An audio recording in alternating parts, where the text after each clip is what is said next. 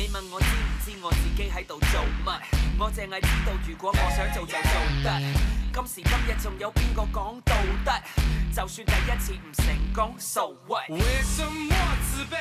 幹嘛要後悔？Yeah yeah， 就算再多挫折，我都不忍失敗。拜託，不是3歲小孩，太多人想看我受害。把我口口聲聲的說，到頭來結果還是一場空。誰說我不能自己來？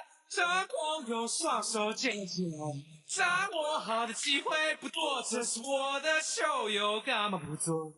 為什麼自卑？幹嘛要後悔？Yeah yeah， 就算再多挫折，我都不忍失敗。我不會流淚，沒時間後悔。Yeah yeah， 地上再多陷阱，我也得站起來。同你講得嘥氣，我真係冇覺得閒。等我好消息，到時你冇得閒。無謂諗得太多，嘥時間。就算有困難，都向前行，繼續向前行。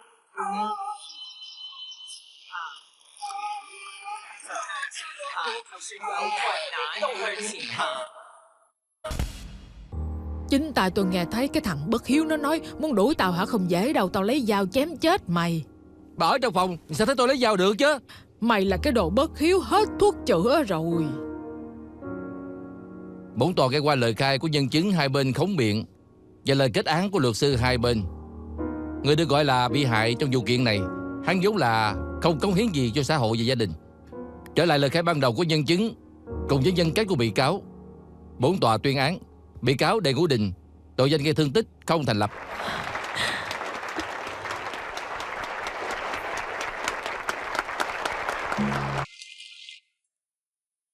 Luật sư Mễ, lần này thật cảm ơn anh. Tội danh của tôi được giải thoát đều nhờ vào công lao của anh. Hồi nãy quan tòa còn giúp tôi mắng cho tên khốn đó một trận, giúp tôi giải tỏa được cơn giận trong lòng. Phía cảnh sát nói sẽ kiện hắn tội cố ý gây thương tích và cản trở sự bảo vệ công chính của pháp luật. Thật là sao cơn mưa trời lại sáng. Nếu như không có anh, tôi không biết phải làm sao nữa. Thành thật cảm ơn anh. Đừng khách sáo như vậy mà. Cô đã cảm ơn tôi nhiều lần rồi. Vậy hả? Sự thật là tôi rất cảm ơn anh. Má ơi, hữu tính hữu nghĩa. Ngoan lắm, ngoan. Má đã nói hết sự thật với chúng rồi. Xin lỗi má, con đã đối với má không tốt. Ngốc quá, má đâu có trách hai đứa. Lúc trước vì thằng Phong mà ta đã nói những lời không phải về con trước mặt tụi nhỏ. Ta thật không còn mặt mũi nào. Nhưng mà bây giờ có con chăm sóc cho hai đứa nó, vậy thì ta cũng yên tâm. Má à, sao má nói như vậy chứ? Con đừng gọi ta là má nữa. Bây giờ thằng Phong bị bắt rồi, con và nó cũng làm thủ tục ly hôn. Vậy thì con có thể chính thức đi tìm hạnh phúc của mình, không cần phải có nghĩa vụ đối với bà lão này đâu. Chúng ta là người một nhà mà. Nếu như má thật sự muốn tụi con vui vẻ hạnh phúc thì đừng có bỏ đi, ở lại với tụi con đi. Đúng rồi bà nội, bà đi rồi tụi con rất nhớ bà. Bà đừng đi mà, đừng đi mà. Đúng rồi đó bà nội. Tuy là đồ ăn bà nấu không ngon, nhưng mà canh bà làm ngon lắm. Nội ơi đừng có đi mà nội. Đúng rồi đó bà nội. Bà mà đi rồi thì chị Lương không có tâm trạng làm việc đâu đó. Trong trung tâm sẽ rất là phiền đó. Bà đừng đi mà bà đi rồi. Tôi rất cảm ơn cậu. Hôm ấy đã kiếm tôi, nhắc nhở tôi, làm cho tôi có thêm một gia đình hạnh phúc. Tôi thật sự cảm ơn cậu. Lại là câu nói đó nữa rồi. Luật sư La, thì ra anh luôn giúp tôi hết lần này tới lần khác. Tôi thật không biết phải cảm ơn anh thế nào nữa. Gia đình nhà chị chỉ biết nói câu đó thôi. Đúng là người một nhà ha. Như vậy chứng tỏ rằng chị Lương là người rất chân thật. Đâu giống như anh, miệng lưỡi dẻo nhẹo, không có câu nào thật hết. Làm sao bằng em 2 ngày trước được chứ. Nói trước tòa một cách thành thật vậy phải không? Luật sư La, luật sư Mễ, tôi và má tôi về trước đây. Được rồi. Cái khăn này giặt xong tôi sẽ trả lại cho anh. Được rồi. Mình đi. Hữu Nghĩa. Bye bye. Thôi má. Bye bye. Càng nhìn thì càng đau lòng. Đủ rồi nha. Rõ ràng biết được nụ hôn thật nghệ. Em làm gì vậy? Cho cắn lưỡi động tân hả? Anh không phải là người tốt, chọc ghẹo em hoài. Em đừng chạy đó nghe.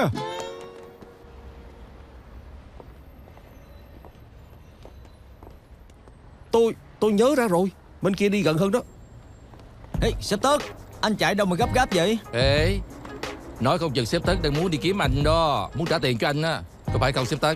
Ông chủ à, thiếu ông mới con kỳ thôi. Ông Hà Tất phải ép tôi đến vậy. Cái gì? Không lẽ cho anh thiếu tôi 20 mấy kỳ mới đòi hả? Thì cũng đâu cần hung dữ vậy. Bỏ qua cho tôi kỳ này là được rồi. Tất Trực, anh chết ở đâu vậy? Chẳng phải nói nhân lúc nghỉ trưa dẫn anh đi mua nhẫn kim cương hay sao chứ? Em chờ anh 5 phút rồi đó. Có phải định nuốt lời không mua nữa không? Bạc của anh hả?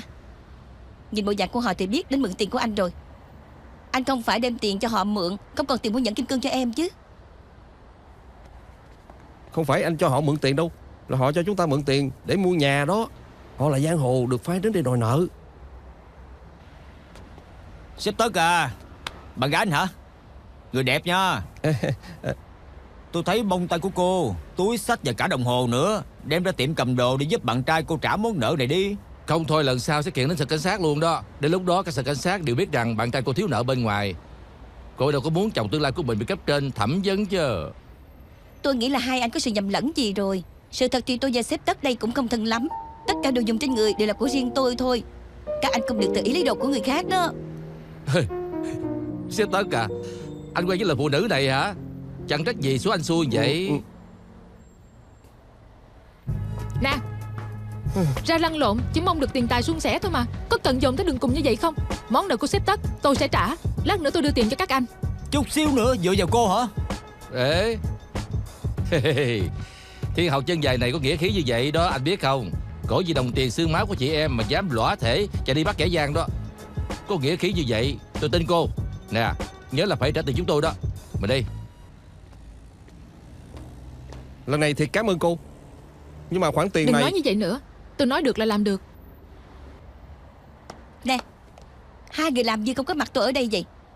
Tôi hỏi anh nè, anh và cô gái này có quan hệ thế nào? Cô Tô à, con người của cô cũng thật là tức cười. Sếp Tất vì cô mà phải mượn tiền của người ta mua nhà. Cô thà giữ cái túi xách này cũng không chịu giúp anh ấy giữ lại công việc. Chuyện với tôi và bạn trai tôi liên quan gì cô chứ? Chẳng phải hai người không quen thân lắm sao? Bây giờ còn nói là bạn trai nữa. Tôi biết rồi, cô là gái điếm đi yêu cảnh sát chứ gì. Chắc là cô để ý anh ta, muốn trả giúp nợ cho ảnh để chiếm tình cảm. Nhưng cô từ bỏ đi. Tới bây giờ cả đất Hồng Kông này đều biết trên bụng của cô có vết sẹo lớn cỡ nào rồi. Sau này làm ăn cũng không có dễ dàng đâu. Nếu như cô muốn đầu tư tiền cho đàn ông á hả, chỉ bằng giữ lại đi làm phẫu thuật căng da đi. Đúng rồi đó.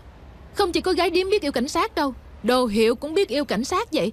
Tôi làm an danh xếp trực là chỉ để kiếm tiền đóng cho người ta thôi. Nhưng mà cô đến với ảnh chỉ là để mua cái túi xách này nọ. Vậy thì cô có khác biệt gì tôi? Cô nói cái gì? Nè, Anh đánh tôi. tôi thấy đánh cô còn ít đó. Cô không chịu giúp tôi thì thôi. Trong khi cô Hà muốn giúp tôi, cô lại nổi giận lên với cô ấy. Cô có từng nghĩ qua nếu như cô Hà không giúp tôi thì sao? Có bao giờ cô coi tôi là bạn trai của cô không? Cô luôn xem tôi là đồ ngốc. Tôi chết không liên quan đến cô. Anh có bao giờ tự hỏi bản thân chưa? Anh làm cảnh sát lâu năm như vậy cũng nhận ở cái chức quen thôi. Cả tiền mua nhà kỳ đầu cũng không có tiền để dành được, cứ thiếu lên thiếu xuống. Bây giờ người ta đòi nợ, anh lại hy vọng vào phụ nữ để cứu anh. Anh có phải đàn ông không vậy? Tôi nói cho anh biết, tôi sẽ không đến với người đàn ông vô dụng như anh đâu. Chúng ta chia tay đi. Nè, máy bay Long, cho thêm mấy dĩa cánh gà đi. Chờ chút đi. Nè, nếu như anh không nỡ xa cô ấy thì đi tìm cô ấy đi. Tôi không có cười anh đâu. Cô còn không phải là con gái Hồng Kông sao? Còn nói tôi là đàn ông Hồng Kông nữa. Không đi đâu. Anh nói vậy là được rồi. Chứng minh là anh không sao. Cô ấy nói đúng á. Cô đã lên chức chủ nhiệm rồi. Còn tôi vẫn là cảnh sát quèn. Bất kể người phụ nữ nào cũng quay đầu bỏ chạy. Nè, anh đừng có nói như vậy nha. Lối sớm ở đây đều nhận thấy anh là một cảnh sát tốt. Nè có rồi, chú quan miệng nha. Cảnh sát tốt hả? Cảnh sát tốt sẽ không thiếu nợ đầy đầu như vậy. Yên tâm đi, khoản tiền này tôi chưa dùng đến. Anh từ từ trả cũng được mà, không sao. Thôi khỏi đi. Căn hộ đó là do Susan muốn mua. Bây giờ ra nông nổi này rồi, bán nó đi để khỏi phải chướng mắt. Bây giờ thị trường đang lên như vậy, nếu như bán nó đi có thể kiếm tiền mọi lúc mà. Như vậy chẳng phải tốt hơn sao? Nếu như tiền có thể giải quyết vấn đề á, thì cô và anh Đinh sẽ không trở nên vậy. Nhưng mà cũng không phải. Nói thật ra thì cô và anh Đinh không giống tôi với Susan. Anh Đinh có thể vì cô mà bỏ tất cả, cùng cô bay qua Pháp để định cư. Bây giờ anh giao hết việc quản trị trung tâm xã hội cho anh Sơn rồi. Anh dự định làm xong hết rồi mới nói cho cô nghe. Anh ấy định mở trung tâm xã hội à? Nhưng đó là tâm huyết của ảnh mà. Bởi vậy mới nói anh Đinh quan tâm đến cô biết chừng nào. Tôi và Susan chính là ví dụ điển hình cho cô thấy đó. Nhất định phải biết quý trọng. Cô hãy suy nghĩ kỹ đi. Không suy nghĩ nữa, tôi sẽ không đến với ảnh đâu. Có phải cô lo lắng về phía ba má của anh ấy không? Chẳng phải phụ nữ mấy cô xem tình yêu còn quan trọng hơn mạng sống. Tình yêu hả? Tan hợp hợp tan là lẽ thường tình thôi. Cái này không tốt thì chờ cái khác đến. Nhưng mà ba má thì không giống nha. Anh phải chờ đến khi đầu thai kiếp sau mới có người thứ hai đó. Cô nói vậy tôi cũng hết lời luôn. Nhưng mà cô đi Pháp, có thể ở lại Hồng Kông mở quán ăn Pháp mà. Đáng làm mà. Tôi đang suy nghĩ nên trang trí như thế nào. Tôi đang tìm người vẽ thiết kế đây. Vậy hả? Quán ăn tên gì hả? Lúc trước định lấy một chữ trong tên của anh Đinh để đặt cho quán ăn, hoặc là lấy hình xăm trên người của anh ấy làm logo cho quán ăn. Nhưng mà bây giờ tôi thấy không cần nữa rồi. Tại sao vậy? Ở đâu đây? Chỗ trống Hết chỗ lên rồi, đi. chờ chút đi. Này là nhóc, đứng lên mày. Chà, vì sao phải đứng lên? Mày ra chỗ khác đi. Mày nói gì hả? Gì? Mày hù tao phải không? Mày nhát tao hả? Tao sợ lắm đó. Được rồi, đừng cãi nhau với người ta mà. Không có sợ hả? Không có sợ. Nếu dám đánh tao đi. Ê, trời, hù tao phải không? Dừng tay lại. Trước mặt cảnh sát dám đập trai, con tao không ra gì phải không? Tụi bay ngồi xuống hết. Đừng làm phiền lối xóm. Bỏ chạy xuống. Mấy đại ca ngồi xuống trước đi. Chút nữa có bàn rồi. Mấy anh muốn uống cái gì vậy? Không được làm ồn nữa nghe. Hết chuyện rồi, vô uống nước đi anh Trực.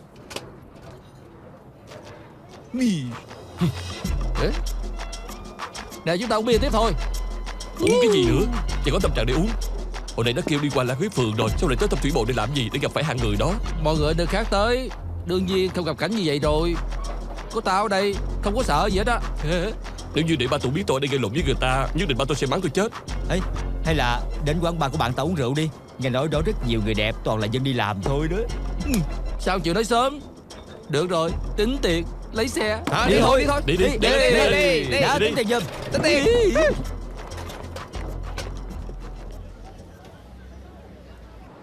Xe mày để ở đâu vậy? Mở to mắt là thấy rồi. Xe lớn như vậy mà không thấy hả? Tao muốn ngồi đằng trước nha. Ê, nè. Không phải mày chứ, sợ tới ói Trời. luôn rồi kìa. Có ói thì ói đi. Đừng có ói trên xe của người ta, da người anh em. Sao bị ba tôi la cho đó. Đều là do mày hết á. Cái gì chứ? Gây lộn người ta làm gì? Nhìn dáng vẻ tụi nó kìa, không biết có phải xã hội đen không nữa. Tao quen biết xã hội đen cũng nhiều đó. Đến lúc nào tụi bay không cản tao á, tao đã gọi anh em tao đến đánh nó luôn rồi. Đừng nói nữa mà. Khi nãy bị đám nhóc chọc tức tới run người. Lần sau để tao gặp lại tụi nó, tao nhất định sẽ đánh tụi nó một trận tơi bời. Sao hả? Lại là đám nhóc tụi bay. Cười cái gì? Có tin tụi bay không ra khỏi Tâm Thủy Bộ đây được không? Chà, lợi hại dữ à. Tôi không có tin đâu. Thôi. Trời, xe của tôi. Sao đi? Một chọi một chơi không? Chơi thì chơi sợ gì? Nhìn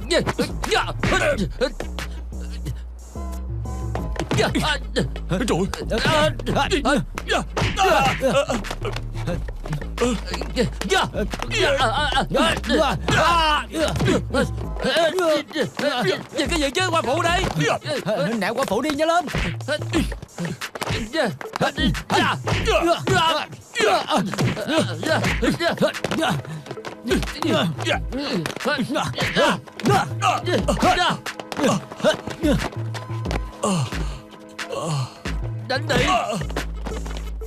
Đánh nè. Đánh đi. Đánh đi. Đánh nè. Đánh đi. Đánh đi.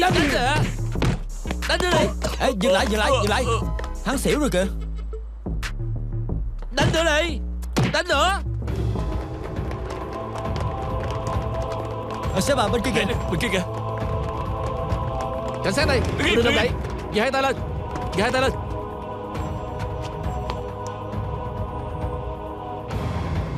Hắn tắt thở rồi. Cảm ơn bạn ạ.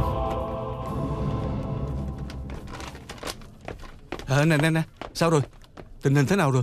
Hả? Thân chủ của mình tên La Bỉnh Hy. Anh ấy và 4 người bạn bị tình nghi là đánh người đến chết. Trong đó có 3 người là bạn thân anh ấy. Họ đều là con nhà khá giả, đang là sinh viên đại học. Trong đó có một người tên là Khâu Văn Lễ, đã mời Tưởng Bá Kỳ làm luật sư đại diện. 2 người còn lại cũng mời học trò của Tưởng Bá Kỳ. Một người tên là Victor Chang, còn một người tên là Robert Lam. Vậy còn người kia? Người còn lại có hoàn cảnh gia đình không giống so với 4 người kia. Anh ấy xuất thân từ gia đình nghèo, đã vô công rỗi nghề, cũng từng có tiền án. 5 người họ quen nhau lúc chơi bóng rổ, có thể gọi là bạn xã giao. Anh ấy tìm đến hội viện trợ luật sư để cầu cứu, cho nên không quan hệ gì với luật sư Tưởng. Chẳng trách gì anh La không tìm tôi giúp đỡ. Thì ra đã mời luật sư Dương đây. Nhưng mà tôi cũng nghĩ ra rồi, luật sư La và luật sư Mã là bạn thân. Anh Mã nhất định đã ra sức tiến cử cô vào trước mặt anh ấy. 5 bị cáo, trong đó có 3 người đều tìm đến ông và học trò của ông để làm luật sư đại diện.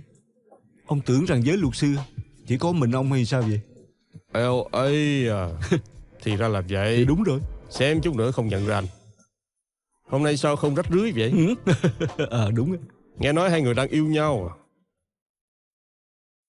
Tính cách của 2 người cực đoan vậy. Sau này có kiện cáo gì thì không biết có nên tiến cử anh không. Tôi đi trước đây. Đi cẩn thận. Sư Tưởng bên đây. Cho hắn ta thấy được sự kết hợp của 2 tính cách khác nhau của chúng ta sẽ có tác dụng hóa học to lớn thế nào. Đi nào.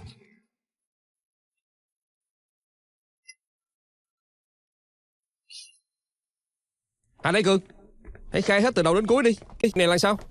Sếp à, bây giờ anh kiện tôi cái gì chứ? Là do tên khốn đó ra tay trước mà. Chúng tôi chỉ là tự vệ thôi. Không lẽ tự vệ cũng không được? Câm miệng lại đi, tôi hỏi gì thì khai cái đó. Sếp, sao ông lại kêu con tôi câm miệng hả? Hồng Kông tự do ngôn luận mà.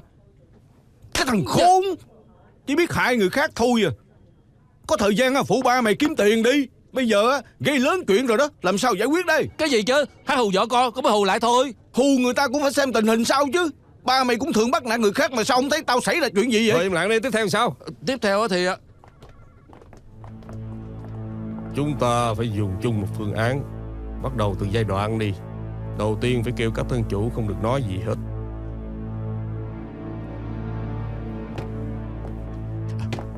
Luật sư Tưởng à, lần này ông phải cứu con tôi đó. Ông yên tâm đi, con ông sẽ không sao đâu. Nhưng mà cậu phải nghe theo hướng dẫn của tôi. Từ giờ trở đi không có chỉ đạo của tôi, không được nói gì hết, nghe chưa? Dạ biết. Chút nữa khi vào lấy lời khai, nhất định không được nói năng lung tung. Phải có sự chỉ dẫn của tôi hoặc luật sư La mới được trả lời cảnh sát. Có biết chưa? Tuy nhiên đó, cậu có thể nói ra cái mà cậu thấy được. Nói theo sự thật. Xin lỗi.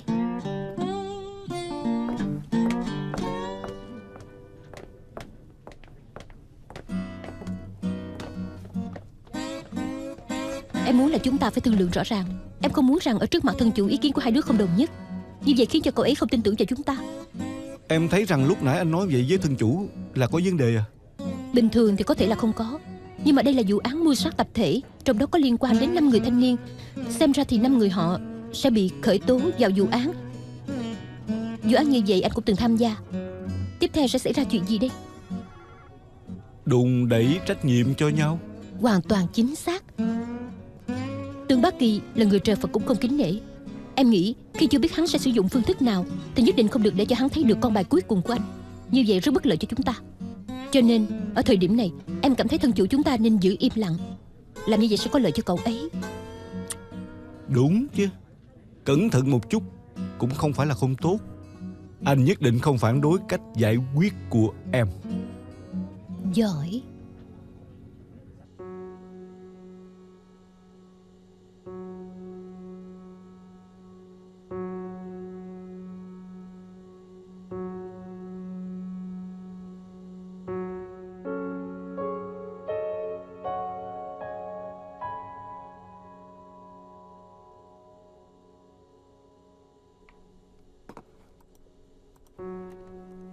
Căn cứ theo báo cáo xét nghiệm thi thể, nạn nhân do chịu tác động mạnh đến tim mạch, làm cho cơ bắp bị tổn hại, nhịp tim rối loạn, ngừng đập dẫn đến tử vong. Nhưng thực tế khắp người anh ta toàn là thương tích. Nhưng mà lúc nãy ở hầm xe, từ máy thu hình có thể thấy được 5 bị cáo đều có tham gia đánh chết nạn nhân. Rất có xác định do ai chính là người gây ra cái chết. Trước khi nạn nhân bị ngã xuống đằng sau bức tường, rõ ràng cũng còn sức phản kháng. Ở trước tòa có thể xác định rằng khi đó nạn nhân vẫn chưa bị gây hại đến tính mạng. Điều dẫn đến cái chết của anh ấy là sau khi anh ta ngã xuống sau bức tường. Nhưng mà chúng ta không thể nhìn thấy được sự việc sau bức tường đó. Vậy thì phải dựa vào lời khai của 5 bị cáo để mà phán đoán rồi đó. Từ quan điểm của pháp luật, dựa theo cuốn băng ghi hình, những việc phát sinh trước khi nạn nhân lăn vào bức tường để tố cáo 4 bị cáo mưu sát thì rất là khó thành lập. Vì đây là lần xung đột ngẫu nhiên, 5 người họ đều không có dự tính giết chết nạn nhân, nhưng họ có thể bị tố cáo là ngộ sát. Hơn nữa khả năng tội danh thành lập rất cao. Nhưng nếu chúng ta có thể tìm được chứng cứ chứng minh rằng sau khi bị hại ngã nằm sau bức tường, có người đánh anh ấy không ngừng cho đến chết, nhưng mà có người đã dừng tay lại, cái người mà liên tục không ngừng đánh người bị hại đến chết thì sẽ bị tố là mưu sát. Bởi vì khi đó nạn nhân đã ngất xỉu rồi, cũng mất đi khả năng kháng cự. Nếu cứ tiếp tục đánh anh ta thì được coi là hành động cố ý làm mưu sát. Nhưng ngược lại, người đã ngừng tay rồi thì chỉ bị tội đánh người thôi. Bởi vì trước khi bị hại ngã xuống vẫn chưa chịu tác động gây hại đến tính mạng. Điều quan trọng nhất bây giờ là thân chủ của chúng ta có tiếp tục tấn công sau khi bị hại ngã xuống hay không. Qua hết ngày mai thì phải tìm hiểu rõ hơn ở cậu ta mới có thể đưa ra phương án trước tòa được. Cạn ly. Cạn.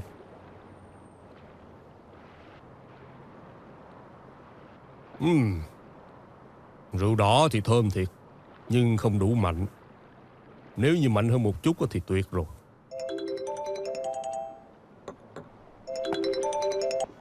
Alo. Ê, ông Khâu. Đúng rồi, ông Khâu. Ông có thể yên tâm. Việc này tôi đã tìm hiểu qua rồi. Con trai anh nói rằng sau khi nạn nhân ngã xuống thì đã ngừng tay lại không đánh nữa. Bạn của cậu ấy cũng dừng lại luôn.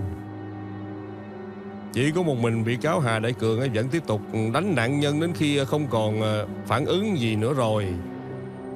Nếu sự thật là như vậy thì con trai của ông chỉ bị tội gây thương tích thôi. Giết người chỉ có Hà Đại Cường. Cái tên Hà Đại Cường đã từng phạm án, tính khí lại không tốt. Hắn giết chết người thì cũng không có gì lạ. Tôi nghĩ rằng bồi thẩm đoàn sẽ tin người là do một mình hắn giết. Hôm nay thời tiết thật là đẹp nha. Dòng nước cũng từ hướng bên kia chảy qua. Nhất định có nhiều cá để câu. Có hứng thú đi câu cá với tôi không vậy?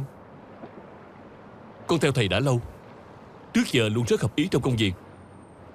Thầy đi đâu thì con sẽ theo đó. Thật sự Chris là một cô gái rất thông minh, là người ưu tú, đầu óc lanh lợi. Nếu như cô ấy chịu câu cá với chúng ta thì không phải là một việc tốt hay sao? Có thêm một người để đấu thì sẽ náo nhiệt hơn. Xem coi cậu có hứng thú vào đội ngũ của chúng ta không? Được. Cả ly.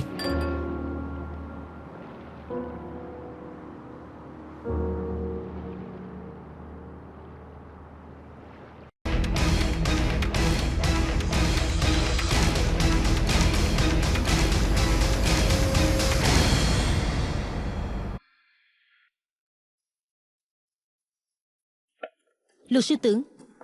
Hi Chris. Rất là đúng giờ. Mời ngồi.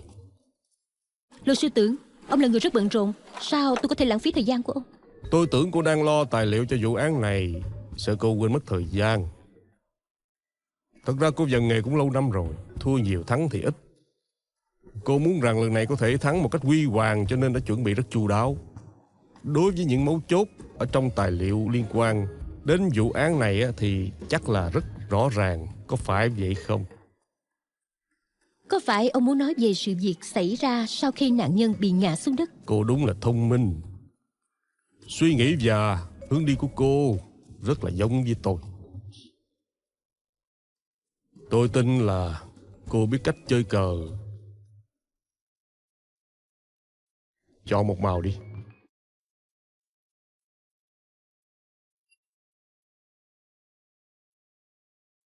Thật ra chơi cờ này rất là đơn giản thôi.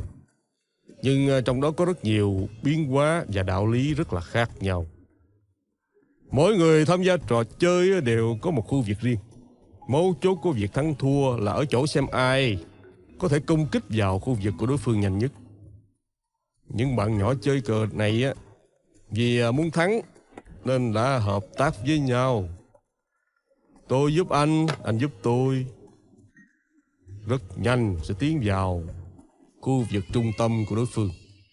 Xem ra bây giờ có 3 màu sắc, đều là phe của luật sư Tưởng cả. Vì khả năng thắng của ông chẳng phải rất lớn sao? Có thêm một người bạn, dù sao cũng đỡ hơn là thêm một kẻ thù. Tôi không ngại có thêm một người gia nhập vào khu vực trên bàn cờ của tôi. Luật sư Tưởng, ông muốn mời tôi gia nhập vào đội ngũ của ông mà. Thật ra hình thức rất đơn giản. Bàn cờ của tôi có 5 phe. Trong đó có một phe cho dù nhìn ở góc độ nào cũng yếu hơn những phe còn lại. Cô gia nhập vào phe của tôi coi như 4 chọi 1. Kết quả có nghĩa là 4 người thắng và 1 người thua. Cô không gia nhập vào đội ngũ của tôi cũng không sao. Ít ra thì chúng ta cũng 3 chọi 2. Phần thắng sẽ nghiêng về tôi hơn. Kết quả là có 2 người thua. Sáng mai tôi phải ra tòa sớm. Bây giờ thì cô có thể cho tôi câu trả lời sớm nhất hay không?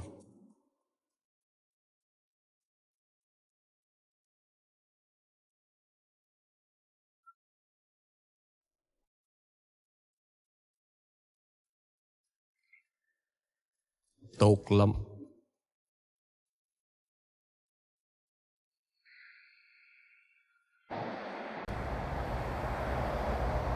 La Bỉnh Hy à, tôi muốn cậu thành thật trả lời tôi. Ở trong hầm xe đó, sau khi nạn nhân bị ngã xuống đất, cậu có tiếp tục đánh anh ta hay không? Cậu suy nghĩ cho kỹ rồi hãy trả lời. Bởi vì yếu tố này thực ra rất là quan trọng. Lúc đó tôi uống rất nhiều rượu. Thực sự tôi không nhớ rõ nữa. Cậu nhất định phải suy nghĩ kỹ. Rốt cuộc là có hay không? Lúc đó rất là hỗn loạn. Tôi thật sự không biết sẽ ra cớ sự như vậy. Tôi không cố tình đánh lộn đâu. Tôi đã lớn như vậy rồi, chưa bao giờ đánh lộn hết. Tôi cũng không biết sẽ đánh chết người như vậy. Nếu tôi biết tôi nhất định sẽ không đánh đâu. Cậu bình tĩnh một chút, đừng có căng thẳng. Cậu nói là cậu có đánh nạn nhân. Đó là chuyện trước khi mà nạn nhân ngã xuống, có đúng hay không? Bởi vì nếu như cậu vẫn tiếp tục đánh nạn nhân sau khi anh ấy ngã xuống, sẽ bị kiện tội mưu sát. Nhưng nếu thời điểm đó cậu đã dừng tay lại, thì cũng có nghĩa là cậu chỉ bị kiện tội gây thương tích mà thôi. Hai điểm này rất khác nhau. Cậu phải nhớ rõ điều này. Cậu đã hiểu tôi nói gì rồi có phải không? Cậu phải suy nghĩ cho kỹ rồi hãy trả lời tôi.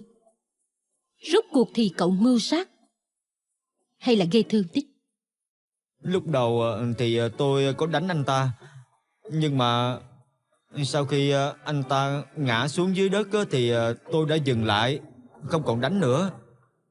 Tôi nói thật đó. Vậy cậu có nhìn thấy ai đã tiếp tục đánh nạn nhân không? Cậu có nhìn thấy bạn của cậu tiếp tục đánh người không? Hay là họ cũng giống như cậu đã ngừng tay lại, nhưng có người ngừng lại và có người vẫn cứ tiếp tục đánh? Cậu nói đi. Nếu như cậu muốn chúng tôi giúp cậu đó, thì cậu nhất định phải nói sự thật. Cho khẩu cung giả thì hậu quả sẽ còn nghiêm trọng hơn. Bỉnh Hy, lúc trước cậu từng nói với chúng tôi, trừ Hà Đại Cường ra, 3 bị cáo còn lại đều là bạn thân của cậu. Mọi người đều là bạn tốt, chơi với nhau đã lâu năm.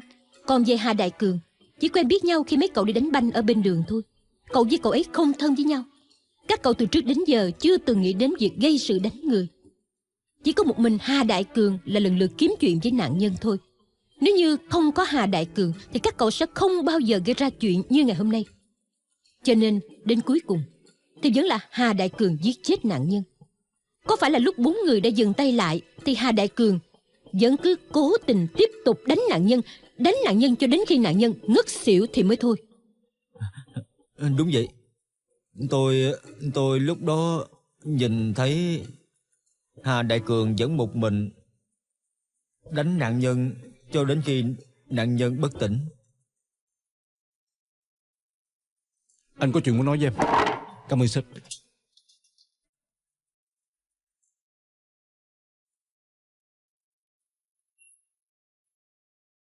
Lúc nãy em đang làm gì trong đó vậy? Rõ ràng là em đang làm ảnh hưởng đến khẩu cung của La Bỉnh Hy. Luật sư La à, tuy là chúng ta hợp tác với nhau, nhưng mà những lời lẽ buộc tội của anh dùng để làm trò đùa thì thật là quá đáng đó. Thái độ gì vậy? Vậy thì em đã sớm dự tính được là mình sẽ có ngày trở mặt đúng không? Cũng có nghĩa là em biết rõ anh sẽ phản đối nhưng mà vẫn tự ý làm. Anh biết cho dù em có làm sai đến đâu, nhưng vì thắng vụ kiện em vẫn quyết định làm. Có thật là anh cảm thấy luật pháp trên thế giới này thật sự công bằng tuyệt đối hay không? Em không ngại nói cho anh biết, Tưởng Bá Kỳ và học trò của ông ta đã liên kết thành một mối rồi, chuẩn bị sẽ công kích trước bất cứ ai gây bất lợi đối với họ đó. Thì ra em và Tưởng Bá Kỳ đã có liên hệ trước rồi. Các người định chọn ra một người trong 5 bị cáo để làm hình nhân thế thân, để cho 4 bị cáo mà các người đại diện có thể thoát tội. Không cần phải hỏi nữa rồi. Các người muốn đối phó với người không có tiền, không có gia đình như Hà Đại Cường chứ gì. Cả sự việc đều do Hà Đại Cường gây ra mà.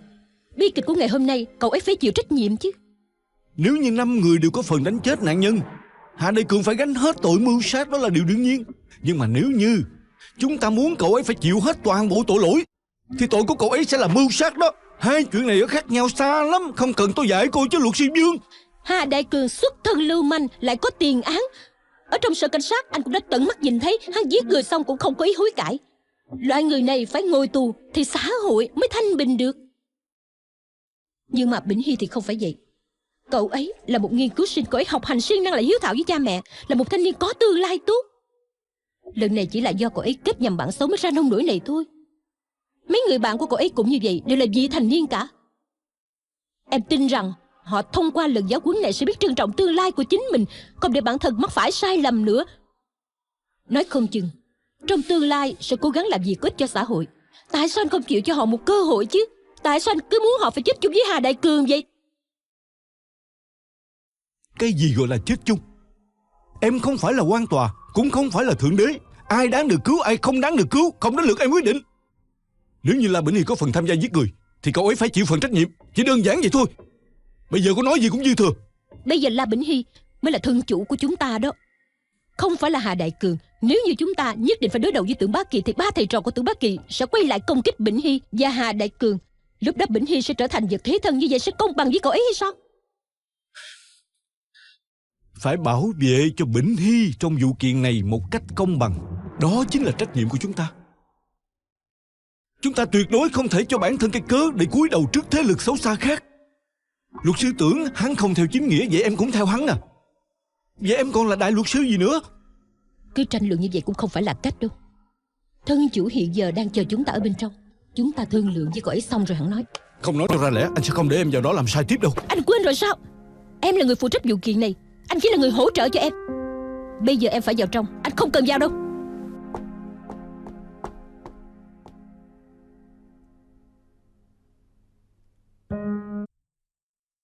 Tính cách của anh làm sao em không rõ.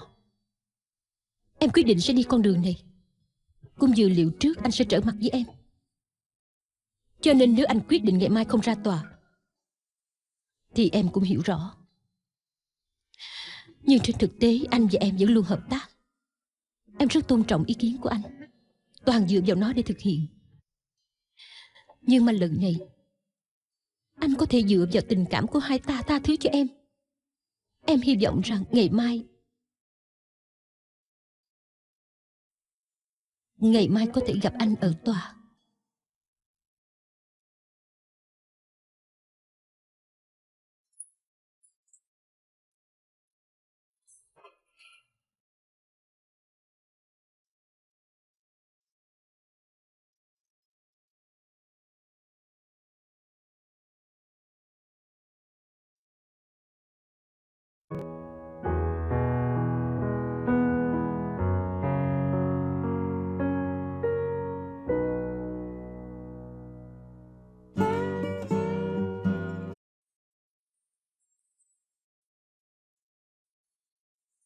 Nè, hả? Anh họ của anh đang làm cái gì trong phòng vậy? Không, gần đây nãy thường xuyên đi làm, mang vớ mang giày bó cái chân suốt ngày, làm cho máu huyết không lưu thông, đầu óc cũng không được bình thường nữa. Anh ấy đang ở trong đó trồng chuối cho máu huyết lưu thông. Vụ kiện này cái gốc tới vậy à?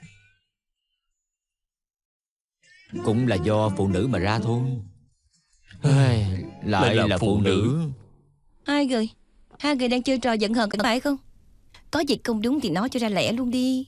Cần nói cái gì thì cũng đã nói hết rồi. Nếu không thì mai lên tòa nói. Không thì không cần nói gì cả đó.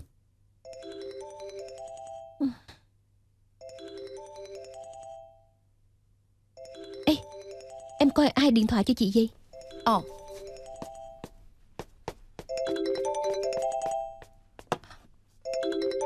Luật sư La kiếm chị đó.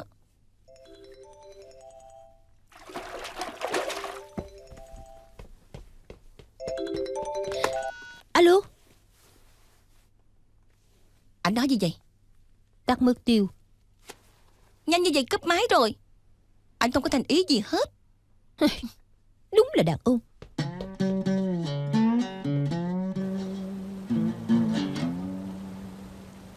Bị cáo Hà Đại Cường, Khu Văn Lễ, La Bỉnh Hy, Ân Trụ, Ân Vũ bị khởi tố ngày 30 tháng 5 năm nay đã đánh Dương Tử Kiệt tại Thâm Thủy Bộ, khiến cho anh ấy bị thương nặng mà chết.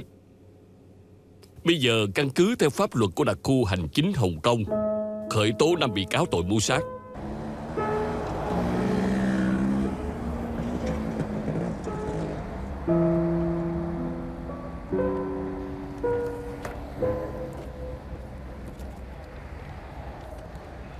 Thân chủ của tôi Hà Đại Cường khi xảy ra án đã uống rất nhiều rượu. Sau khi có hiềm khích với nạn nhân, đã có hành vi đánh trả. Thân chủ của tôi đã cùng với 4 bị cáo khác trong vụ án này phối hợp với nhau tham gia tấn công. Lúc đó hoàn cảnh rất hỗn loạn, khó mà biết được ai mới chính là hung thủ giết chết nạn nhân. Thân chủ của tôi trong trạng thái uống rượu say, thực chất không cố tình giết người. Cho nên trong sự việc này chỉ có thể được xem là một vụ án ngộ sát tập thể, chứ không phải là mưu sát.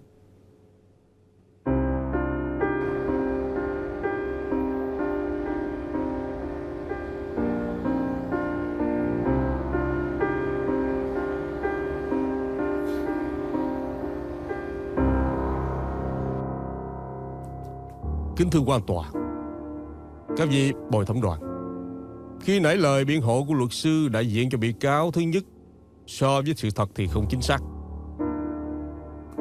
Thân chủ của tôi cũng là bị cáo thứ hai. Khi nạn nhân bị ngã xuống thì đã dừng tay lại, không còn đánh, chỉ còn duy nhất một người. Người đó chính là Hà Đại Cường, vẫn cứ tiếp tục đánh. Khi nạn nhân ngã xuống, liên tục dùng chân giẫm lên người, đánh nạn nhân một cách rất là thô bạo, cho đến khi nạn nhân không còn phản ứng nữa. Cho nên thân chủ của tôi không hề mưu sát nạn nhân, cũng không có ngộ sát. Anh ấy chỉ có tham gia đánh người mà thôi. Cho nên tội danh mà thân chủ tôi vi phạm chỉ là tội gây thương tích.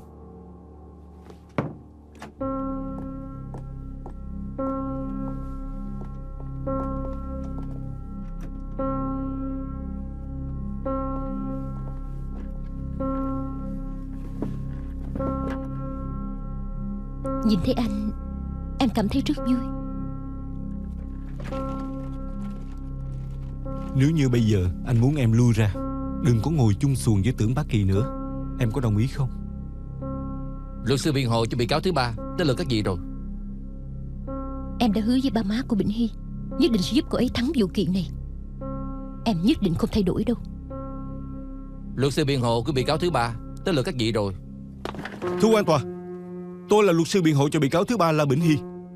Do tôi và luật sư hợp tác với tôi bất đồng ý kiến, nên tôi không thể cùng với cô ấy tùy tiện biện hộ. Cho nên ở đây tôi đề nghị quý tòa cho phép tôi rút lui khỏi vụ kiện, không biện hộ cho thân chủ của tôi nữa. Trời, sao kỳ cục quá vậy?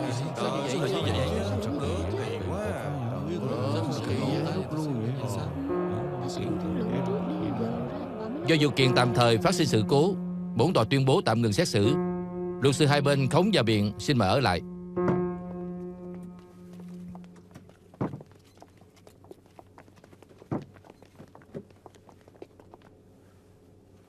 Luật sư La, anh có biết anh đang làm cái gì không? Tôi rất rõ bản thân đang làm gì. Tôi nói anh và luật sư Dương không cách nào thống nhất được quan điểm, cho nên muốn rút khỏi vụ kiện. Vậy là chẳng phải là việc riêng của hai người sao? Quyết định xong rồi hãy lên tòa chứ. Dù không đồng ý kiến, có thể rút lui trước khi xử án mà. Sao không lựa chọn mà làm vậy trước tòa? Em cũng muốn biết tại sao lại như vậy. Trong thời khắc cuối cùng trước khi ra tòa, tôi cũng từng nghĩ là sẽ tiếp nhận sự chỉ thị của luật sư Dương. Nhưng mà khi nãy tôi phát hiện ra rằng tôi đã làm không được.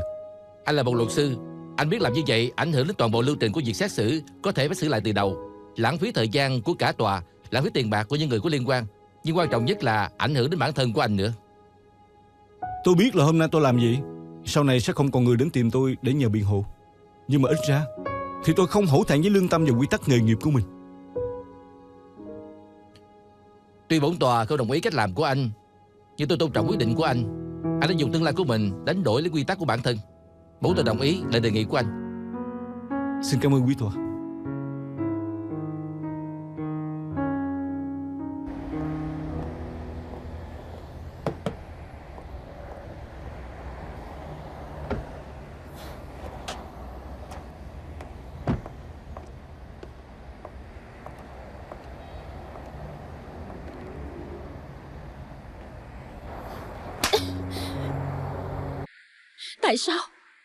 Tại sao lại làm như vậy chứ?